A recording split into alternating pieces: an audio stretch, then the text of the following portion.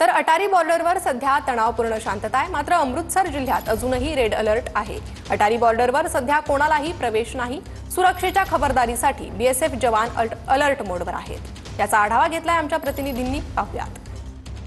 भारत आणि पाकिस्तान या दोन देशांमध्ये शस्त्रसंधीचं उल्लंघन न करण्यासंदर्भात एकमत झाल्यानंतर काल रात्री सुद्धा पाकिस्तानकडून शस्त्रसंधीचं उल्लंघन करण्यात आलेलं होतं। मात्र सध्या भारत आणि पाकिस्तान या अटारी बॉर्डरच्या सीमेवरती तणावपूर्ण शांतता जी आहे ती आपल्याला पाहायला मिळते। मी सध्या अटारी बॉर्डरवरती आहे। सध्या आपण पाहतोय की आपले बीएसएफचे जवान जे आहेत ते 24 तास या अटारी बॉर्डरवरती जे आहे ते तैनात असतात। मात्र पाकिस्तानकडून जम्मू काश्मीरच्या काही भागांमध्ये शस्त्रसंधीचं उल्लंघन जे आहे ते काल करण्यात आलं। मात्र त्याला बीएसएफच्या जवानांनी चोख प्रत्युत्तर जे आहे ते दिलेलं आहे। मात्र अमृतसर शहरापासून असणारी ही अटारी बॉर्डर जिथून खरं तर पुढे पाकिस्तान सुरू होतो, मात्र या सगळ्या परिसरामध्ये अजूनही रेड अलर्ट जो आहे तो देण्यात आलेला आहे। जोपर्यंत प्रशासनाकडून सांगण्यात येत नाही तोपर्यंत घराच्या बाहेर कुणी पडू नका आणि अटारी बॉर्डरवरती न येण्याच्या सूचना ज्या आहेत त्या सुद्धा प्रशासनाने दिलेल्या आहेत।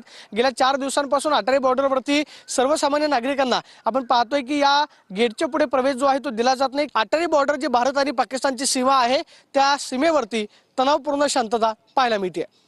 Camera person Rakesh Kumar Soni, Pradeep Kapse, TV9 Marathi, Attari border, Punjab.